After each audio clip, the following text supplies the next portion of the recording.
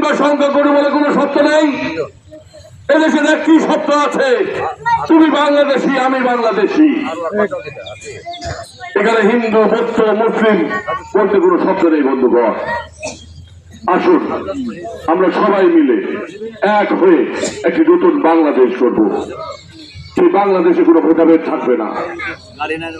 সে বাংলাদেশে কখনো আজানে ধ্বনির জন্য কখনো মানুষ কম্পিত হবে না, কখনো মন্দিরের ঘন্টা বাজাতে আমার হিন্দু ভাইরা দ্বিধাবোধ করবে না।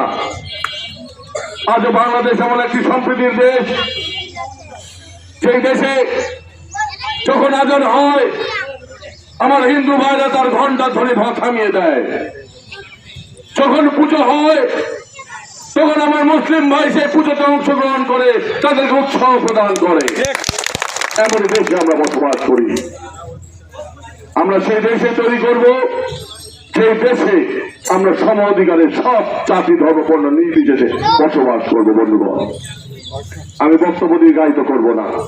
আপনারা যার জন্য এখানে বসে আছেন, যে প্রার্থীর জন্য বসে আছেন, যার দুটি কথা শোনার জন্য আপনারা বসে আছেন, তার কথা আপনারা শুনবেন। আমি পরিশেষে আপনাদের সবাইকে ঐক্যবদ্ধ হয়ে ধানের শীষের ভোট দেওয়ার আহ্বান জানিয়ে আমি আমার বক্তব্য শেষ করছি। সবাইকে ধন্যবাদ। আসসালামু আলাইকুম। আদাব।